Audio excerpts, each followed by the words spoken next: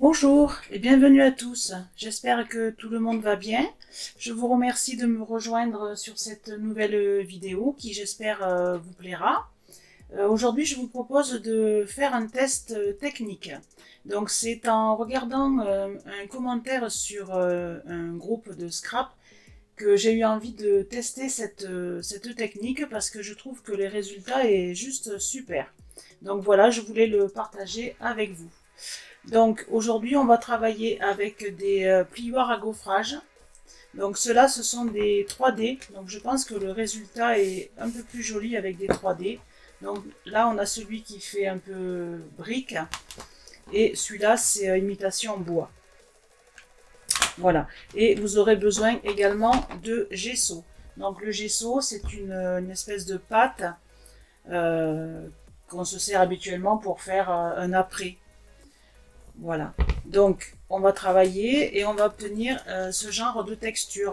Vous voyez, donc ça vous fait quand même quelque chose d'assez épais et d'assez malléable. On dirait un petit peu du caoutchouc, vous voyez. Voilà, donc là, j'ai utilisé le plioir mot usé, mais je trouve pas le résultat top top. Enfin, vous verrez dans la vidéo. Donc, je n'ai rien fait avec. Par contre, avec les deux autres, voilà ce que j'ai fait. Donc, j'ai fait deux cartes. Après, on peut s'en servir pour faire des fonds, pour faire enfin beaucoup de choses. Hein. Celles qui font du mix média, je pense que c'est à tester. Voilà, donc là, vous voyez, c'est le plioir donc brique. Donc ça donne un résultat quand même pas mal, je trouve. Voilà, et donc celui-ci avec celui imitation bois. Voilà. Donc là, j'ai voulu faire passer un temps, je faisais du relooking de meubles, donc j'ai pensé à une porte qui aurait été revisitée en étagère. Voilà, bah écoutez, si ça vous dit de tester avec moi cette technique, on est parti. Alors, petite précision, aujourd'hui vous allez avoir une vidéo avec une voix off parce que au moment de la montée, bah, je me suis aperçue que j'avais tout enregistré sans le son. Donc voilà, c'est des choses qui arrivent. Donc voilà, ne m'en veuillez pas si c'est pas top top aujourd'hui.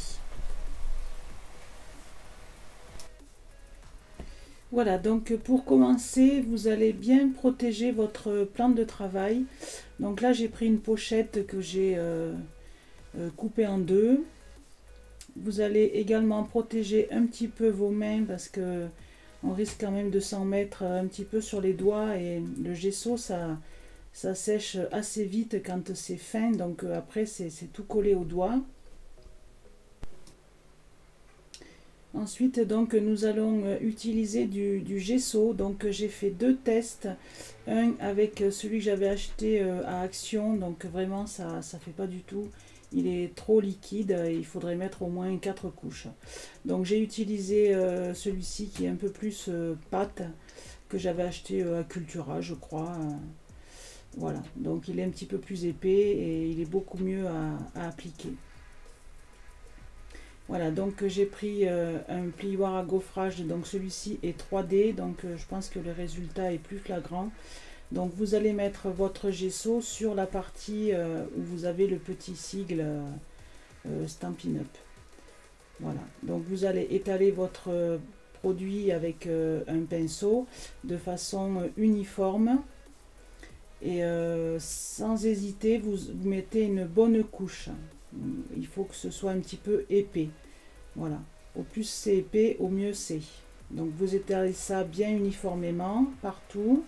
Vous essuyez un petit peu les bords parce que après ça risque de coller et vous allez être embêté pour la suite. Voilà, et vous laissez ça sécher à peu près une bonne heure, que ce soit sec au toucher. Voilà, ensuite vous allez mettre la deuxième couche de façon identique, en n'hésitant pas à en mettre une bonne épaisseur. Hein. Voilà, donc vous faites la même chose, vous appliquez partout de façon uniforme. Voilà, pareil, vous laissez sécher un bon petit moment, que ce soit quand même bien sec. Et vous passez la troisième couche. Donc là, pareil, vous n'hésitez pas. Donc il vaut mieux que ce soit épais. Et là, vous lissez un petit peu la surface pour que ce soit bien régulier, on va dire. Sans trop enlever de pâte.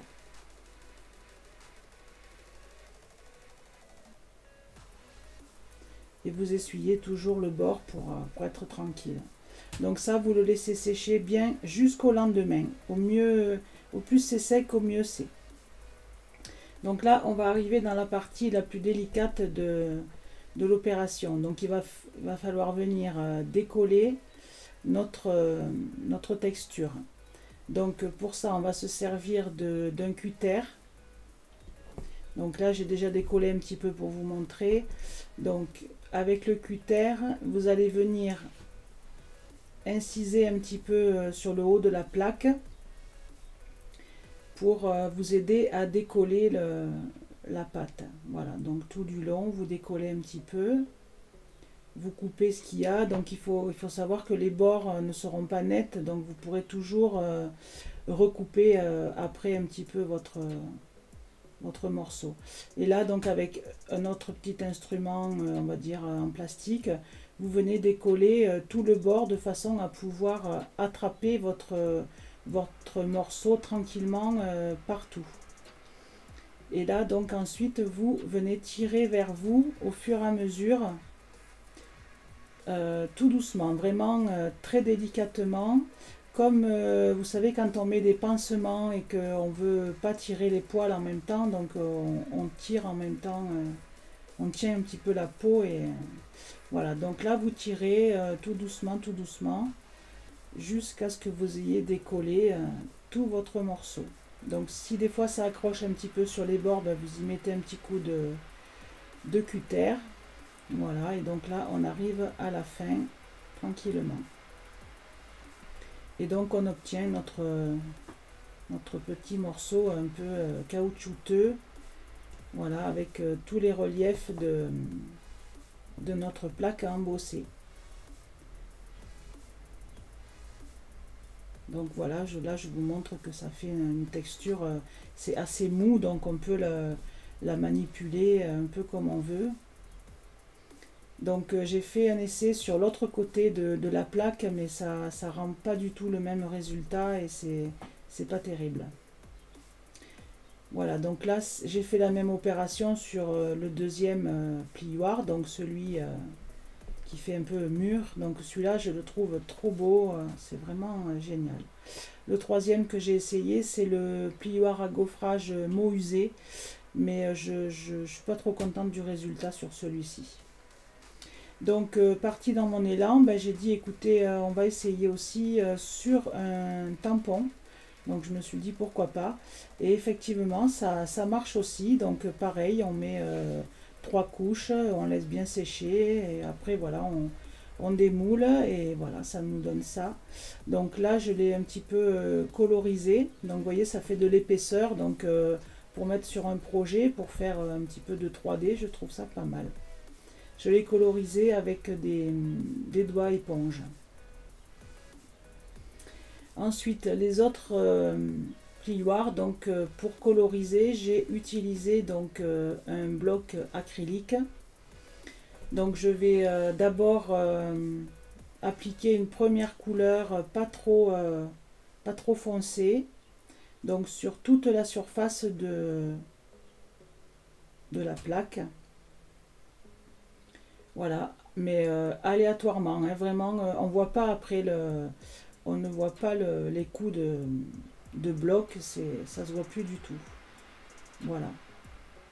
Donc ça, j'aime beaucoup. Ça fait ressortir un petit peu les pierres, je trouve ça génial. Ensuite, j'ai pris donc une deuxième couleur un petit peu plus foncée et je vais venir à certains endroits pareil, mettre une couleur différente pour faire pareil un autre effet un petit peu voilà, là où vous voulez, vous mettez un petit peu une couleur différente, ça fait ressortir encore un petit peu plus les briques.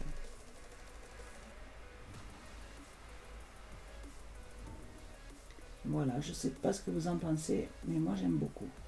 Alors en ce qui concerne celui qui fait imitation bois, donc je vais faire la même opération avec, j'ai pris ardoise bourgeoise. Et donc là, je vais venir appliquer mon bloc acrylique dans le sens des branches, on va dire. Voilà.